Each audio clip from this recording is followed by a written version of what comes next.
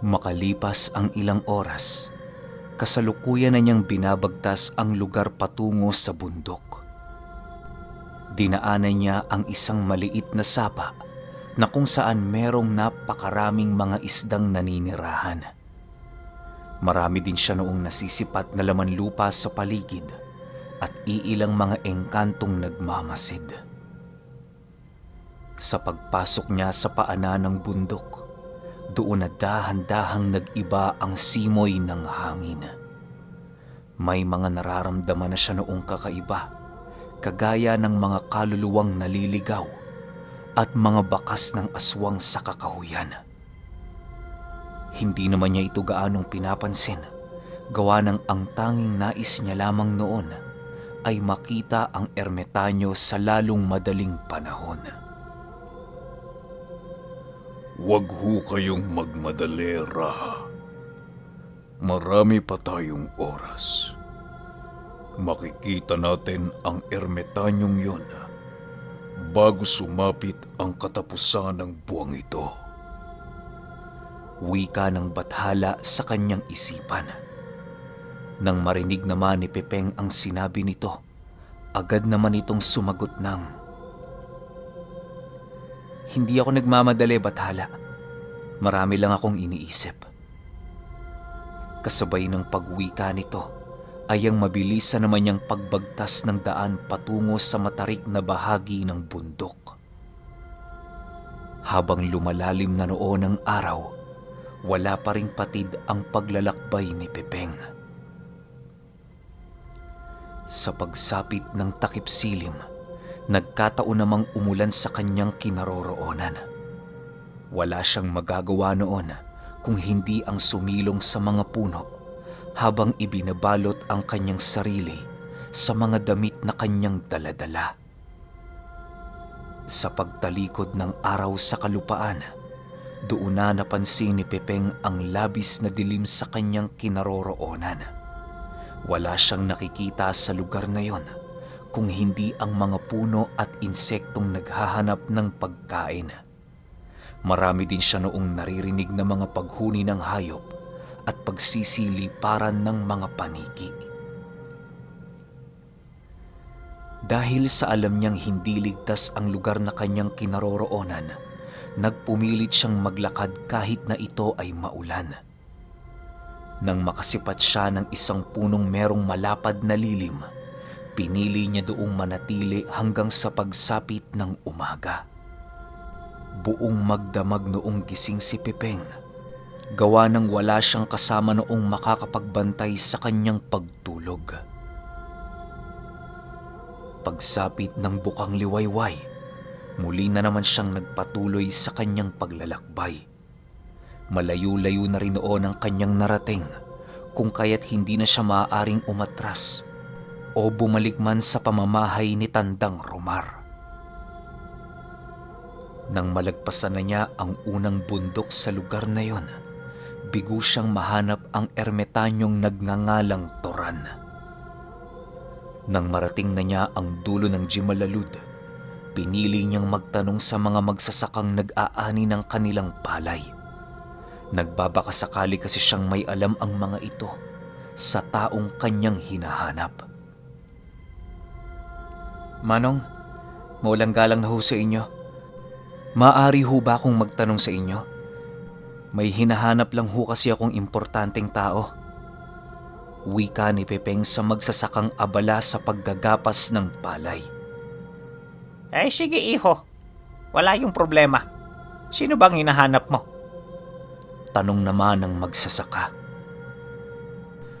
"May kakilala ho ba kayong ermitanyong nagngangalang Toran?" Tanong naman dito ni Pepeng. Toran? Narinig ko na ang pangalang yan sa Karatig Baryo Tumungo ka doon. Baka sakaling meron kang makuhang impormasyon. Sagot naman ng magsasaka. Nang marinig ito ni Pepeng, labis-labis naman ang kanyang tuwa dahil sa kanyang mga nalaman. Kahit papaano, meron na siyang maaaring panghawakang impormasyon sa lugar na kinaroroonan ng ermitanyo. Matapos siyang makapagtanong sa magsasaka, agad din naman niyang nilisan ang lugar ng mabilisan. Sa pagpapatuloy ng kanyang paglalakad, marami na siyang nakakasalubong na mga taong naglalakbay patungo rin sa Karatig Baryo. May mga daladala itong iba't ibang uri ng mga kagamitan na animoy ilang milya pa ang pinanggalingan. Iniiwasan naman niya noong makipag-usap sa mga taong kanyang nakakasabayan sa kadahilan ng may naaamoy siya noong mga aswang na dumaraan din sa lugar na kanyang tinatahak. Maya-maya pa, laking gulat na lamang ni Pipeng nang biglang merong humanay sa kanyang 3 tao habang siya ay naglalakad. Nakatitig lamang ang mga ito sa malayo at hindi gaanong nakakalapit sa kanya. May kailangan ba kayo? Tanong ni Pipeng sa mga ito.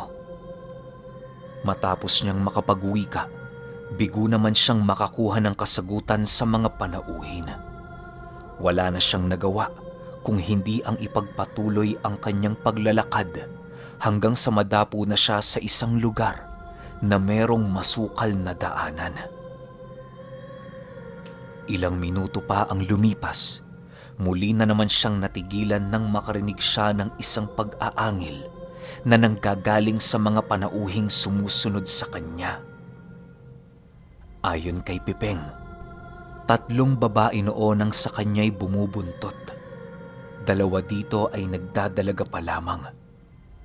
Mabaho rin ang amoy ng mga ito na parabang ilang linggo na yung hindi naliligo. Ang pinakamatanda sa 3 babae ay halos butot balat na ang pangangatawan na parabang 1 beses lamang yung kumakain sa bawat araw na dumaraan. Nang hindi na maatim ni Pipeng ang pagbubuntot ng mga ito, agad naman niya itong kinaharap habang galit na kinakausap. Hindi ba kayo titigil? Huwag niyo akong subukan. Nagmamadali ako. Wika ni Pipeng. Nagmamadali? Saan ka pupunta, Ginoo? Mukhang naliligaw ka ata. Sagot naman ng matanda. Matapos nitong makapagsalita, agad naman siyang pinaikutan ng mga ito na parabang hindi nila nagagawang maramdaman ang presensya ni Pipeng. Nang masipat niya ang ginawa ng mga nilalang, napangiti na lamang siya habang nagwiwika sa kanyang sarili ng, "Nagbunga talaga ang aking pagsasanay. Biruin mo, hindi naramdaman ng mga demonyong ito ang presensya kong nakakalat sa buong paligid." Kasabay ng kanyang pagwika ay siya namang pagbunot niya ng kanyang tabak upang paghandaan ang mga susunod na mangyayari. Nang masipat ng mga aswang ang tabak niyang hawak, agad namang nagsiangil ang mga ito habang dahan-dahang lumalapit sa kanyang kinaroroonan. Nasipat niya din ang mga nanlilisik nitong mga mata at ang mga abnormal nitong paggalaw ng iilang bahagi ng kanilang katawan. Maya-maya pa, laking gulat na lamang ni Pipeng nang bigla siya nitong sinunggaban ng walang pagdadalawang isip. Animoy hindi naging balakid sa mga aswang na yon ang mga karga-karga niyang pangontra at ang mga talandrong nagbibigay kaligtasan sa kanya. Sa paglapit ng mga ito sa kanyang kinaroroonan, agad naman siya nitong pinagkakalmot at tinangkang ibagsak sa lupa. Subalit, dahil sa angking lakas ni Pipeng at karanasan sa pakikidigma, naging imposible ang lahat ng binalak ng nilalang sa kanya. Sa pagpapatuloy ng pagsunggab ng mga ito, kusa lang naman dumudulas sa katawan ni Pipeng ang kanilang mga matatalas na kuko at pangil. Matapos ang mga pangyayaring yon, bigla namang tumigil ang mga aswang na punong-puno ng pagkagulat dahil sa kanilang mga nasaksihan. Ganyan na ba ang mga demonyo ngayon? Hindi marunong kumilatis ng mga taong higit na mas makapangyarihan sa kanila? Nakakahiya ang inyong uri.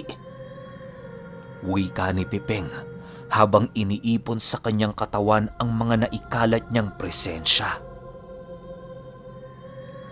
Matapos niya itong gawin, gulat na gulat naman ang mga aswang nang makaramdam sila ng init ng hangin sa buong paligid. Dali-dali naman sila noong nagsipulasan papalayo sa kinaroroonan ni Pipeng nang maramdaman nila ang pagkasunog ng kanilang mga balat. Nag-aangil ang mga ito habang patuloy na tumatakbo papalayo. Nang masipat ni Pipeng ang pagtatangkang pagtakas ng mga ito, agad naman siyang nagwika ng, "Tigil! Wala na kayong matatakbuhan. Kahit saang dako pa kayo pumunta, hindi niyo ko matatakasan." Kasabay ng pagwika nito ay ang paglitaw naman ng bathala na gumagabay sa kanya. Kisap mata lamang noon ang naging pagitan nang tuluyan na nitong madakip ang mga nilalang at dalhin sa kanyang harapan. Bakas sa pagmumukha ng mga ito ang labis na takot at pagkabahala para sa kanilang mga buhay. Maya-maya pa, bigla namang napaluhod ang mga babaeng yon sa kanyang harapan habang nagwiwika ng, Sino ho kayo? Bakit kayo nagtataglay ng ganito kalakas na gabay? "Hindi mo na kinakailangan pang malaman kung sino ko. Walang saysaya magpakilala sa mga taong kagaya niyong halangang kaluluwa. Bibigyan ko kayo ng 1 linggo para mabuhay upang makapagnilay sa Ama. Nasa sa inyo ang pagpapasya kung ano ang inyong gagawin sa kokonting panahon niyong natitira." Sagot naman dito ni Pipeng. Matapos niyang makapagwika, agad namang gumalaw ang kanyang gabay habang dahan-dahang inilalapit ang kanyang mga nagliliwanag na kamay sa mga mukha ng aswang. Pagtitig niya sa mukha ng aswang, mabilisan naman niya itong hiningahan upang maipasa ang sumpang nais ibigay ni Pipeng. Habang patuloy itong sinasalina ng hininga ng kanyang gabay, dahan-dahan naman itong nawawala ng kakayahan upang makapagpiglas hanggang sa tuluyan na itong mawala ng malay. Nang makumpleto na ni Pipeng ang pagbigay sumpa sa mga ito, dahan-dahan naman niyang nilisan ang paligid. Bago sumapit noon ang 7:00 ng gabi, nagawa na niyang marating ang karatig baryong tinutukoy sa kanya ng magsasaka. Pagdating niya sa sentro nito, napansin niyang napakaraming mga salamangkero ang nagkalat sa paligid. Napakaingay din noon sa lugar na para bang merong kasiyahang idinadaos ang mga tao roon. Dahil sa kanyang mga nakita, doon niya naunawaan kung bakit napakaraming mga manlalakbay ang kanyang nakasabayan sa daan. Sa pagpapatuloy ng kanyang paglalakad, nadapo siya sa isang plasang merong napakaraming taong naghihintay.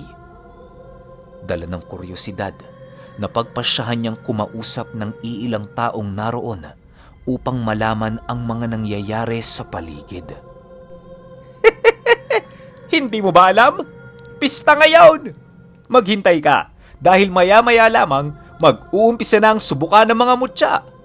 Masaya to, kaya na may payo ko sa'yo, hintayin mo ang pagtatanghal. Masiglang sagot sa kanya ng kanyang napagtanungan. Nang marinig ni Pipeng ang sinabi nito, ninais na lamang niyang maghintay sa plaza. Ilang minuto pa ang lumipas, doon na nga niya nasipat ang iilang mga taong naglalakad sa gitna ng tanghalan. Balot na balot ang mga ito ng mutya at iba pang kargang hindi basta-bastang natataglay ng mga antingero. Dahil sa kanyang mga nakita, nagpumilit din siyang makalapit sa mga ito upang makapagtanong Subalit naging mahirap yon para sa kanya. Gawa ng napakaraming manonood sa buong plaza. Hindi siya roon basta-bastang nakakausad sa kanyang kinaroroonan. Gawa na rin ng nagagalit ang iilang taong kanyang nadadaanan.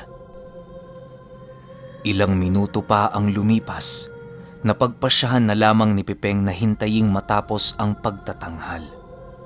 Marami siya noong nasilayang mga palabas kung saan pinapatunayan ng mga antingero na buhay ang kanilang mga gamit. Ayon kay Pipeng, na ang mga palabas na ipinakita ng mga antingero noon ay normal na gawain lamang ng isang totoong antingero. Hindi din ito nangangailangan ng malalim na karunungan upang maisagawa. Kahit siya, maning-manilang sa kanya ang humawak ng apoy, maging ang humiga sa mga matutulis na bagay. Kaya niya ding magpataga sa ulo ng hindi nasusugatan at padulasin ang talim nito sa kanyang balat.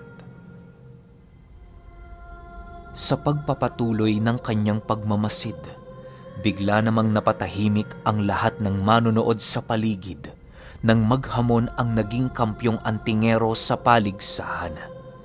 Animoy hindi pa nasihan ito sa kanyang naging mga kalaban, kung kaya't naghanap pa yon ng kanyang makakatunggali. Kung sino man ang may lakas diyang kaharapin ako, pumunta rito! Sigaw ng kampyonatong antingero. Nang marinig ito ng mga manghuhusga, pilit naman siyang pinakalma nang sa gayoy hindi masira ang palabas sa pista. Kung tutuusin, wala naman kasi yung dapat pang patunayan sa kadahilanang siya na ang nagwagi sa paligsahan. Ilang minuto pa ang lumipas, napansin ni Pipeng na halos hindi makatingin ng diretsyo ang iilang antingerong natalo nito, kaya na may napilitan siyang tanggapin ang hamon ng lalaki.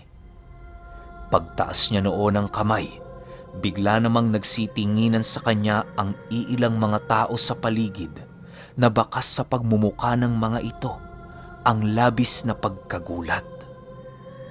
Dahil sa ginawa noon ni Pipeng, dali-dali naman siyang pinapunta sa gitna ng entablado upang kausapin. Paglapit niya sa lalaki, agad naman siyang nagwika ng, "Ang karunungan ay hindi pinagmamayabang o pinagmamalaki. Parang nabubulag ka yata sa iyong nakagisnang paniniwala. Siguro ito ang rason ng Diyos, kaya tayo'y pinagtagpo."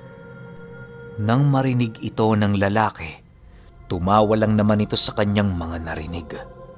Ramdam niya kasi noong wala namang kakaiba kay Pipeng, maliban sa talandrong nakasukbit sa bewang nito. Matapos ang mga pangyayaring yon, mas lalo pang nanabik ang antingero na makipagduelo sa kanya. Panay naman ang ginagawang pagkumbinsi sa kanya ng iilang antingerong natalo nito na peligroso ang sitwasyong kanyang kinakaharap. Kinakailangan na niya noong umatras dahil hindi biro ang lakas ng antingerong pilit niyang hinahamak. "Huwag kayong mag-alala. Hindi ako pupunta dito kung hindi ko yan kaya. Wala pa yan sa kakayahan ng mga tiray."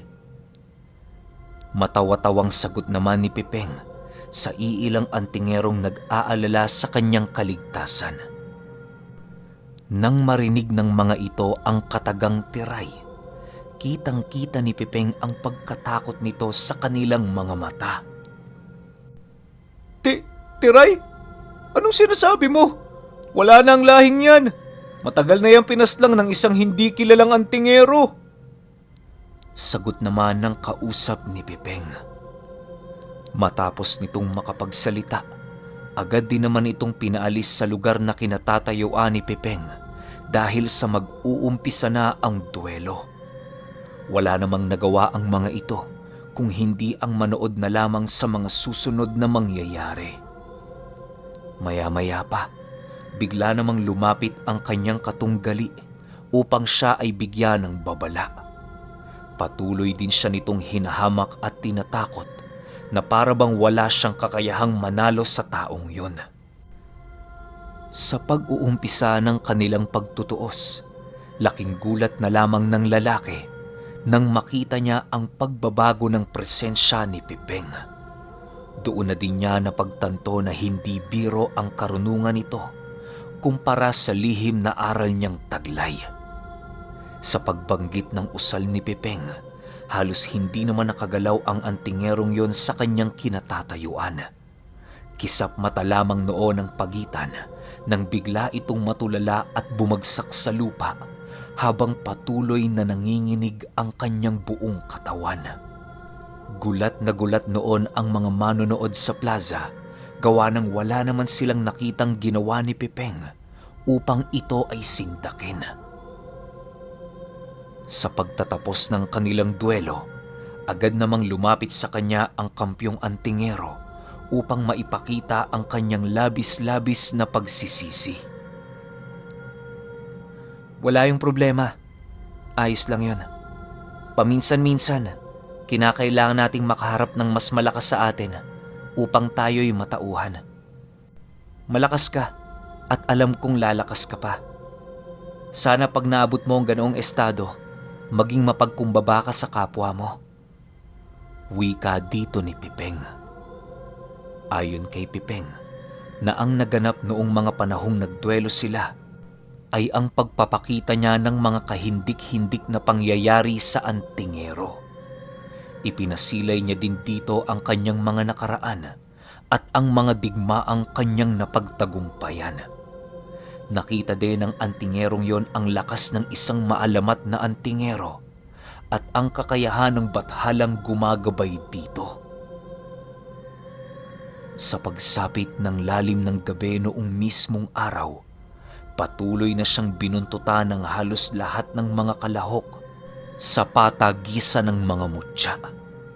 Wala naman siya noong nagawa kung hindi ang hayaan na lamang ito sa kanilang nais. Maya-maya pa, biglang naisip ni Pipeng na tanungin ang mga ito sa ermitanyong nagngangalang Toran.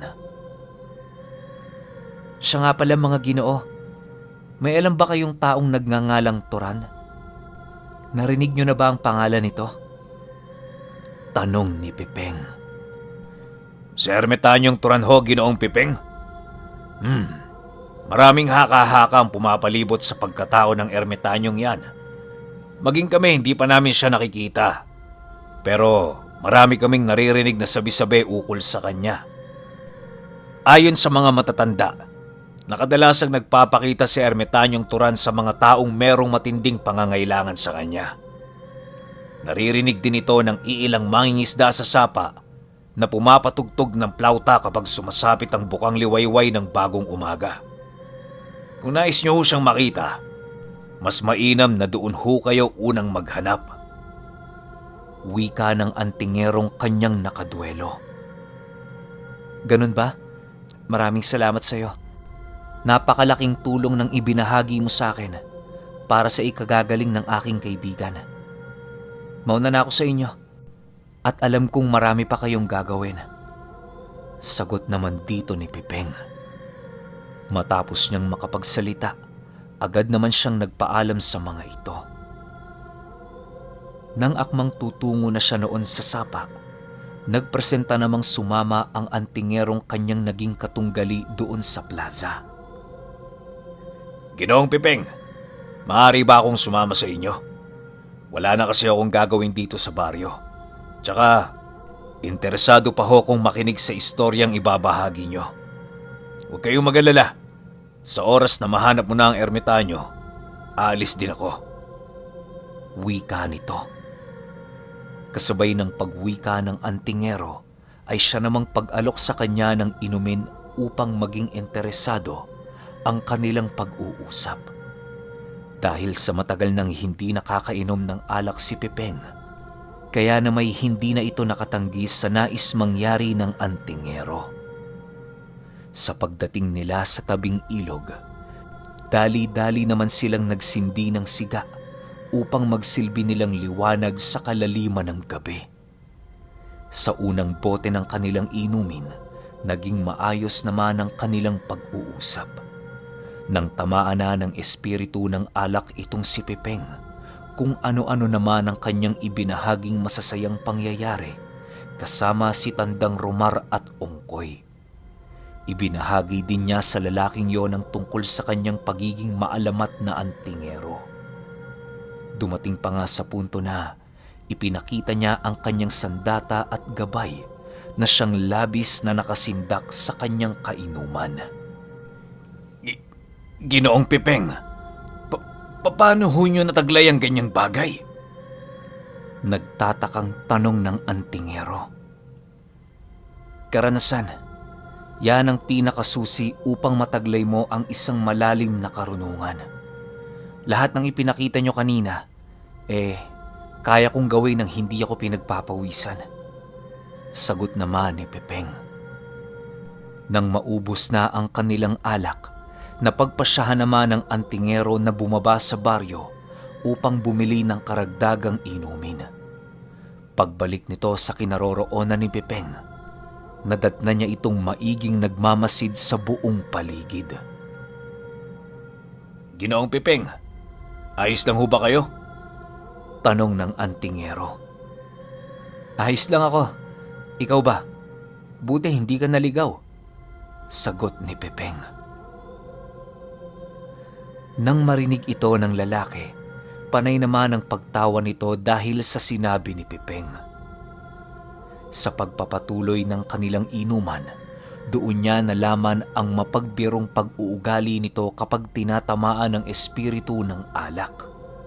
Halos hindi akalain ng antingerong yon na nasa likod ng malalim na karunungang tanga ni Pipeng ay nagtatago ang isang masayang pagkatao nito. Ilang minuto pa ang lumipas na pagpasyahan naman nilang magpahinga sa kadahilan ng napakaaga pa nilang magigising kinabukasan. Sa pagpatak ng 4:00 ng umaga ng mga sumunod na araw, bigla naman silang nagising nang marinig nila ang isang plautang tumutugtog sa tabing ilog. Dali-dali nila itong hinanap, subalit bigo silang ito ay matagpuan hanggang sa tuluyan ng mawala ang tunog nito. Raha, maaaring hindi sa lugar na ito naninirahan ang ermitanyo. May alam akong ganitong kakayahan kung saan ikinokonekta ng isang nilalang ang lahat ng katawan ng tubig upang madinig ng karamihan ang kanyang hinaing o magandang tinig. Wika ng bathala. Nang marinig ni Pipeng ang sinabi nito, agad naman siyang nagpaalam sa antingero upang maumpisahan na ang kanyang paglalakbay. Akala niya susunod yun sa kanyang nais, subalit laking gulat na lamang niya nang magwika ito ng, Wala naman ho akong gagawin sa baryong ito, Ginoong Pipeng. Kung hindi ikakasama ng inyong kalooban, nais ko sanang sumama sa iyo sa paghahanap mo kay Ermitanyong Turan. Kagaya ninyo, marami rin akong nais malaman sa kanya, lalong-lalo na sa larangan ng panggagamot. Okay, grabe ang angas, no? Kakaiba yung kapangyarihan ni Ermitanyong Turan. Isipin niyo na lang na iko-connecta niya yung tunog sa iba't ibang klase ng tubig. Ganun siya kaangas. Tapos itong bago, sumama sa kanya, ano kaya meron dito, no? Para di kayo mabitin, sunod kagad natin yung 16. Pero baka mga tanghali ko pa ilapag para marami naman kayong kasabay na makinig. Yun lang. Salamat.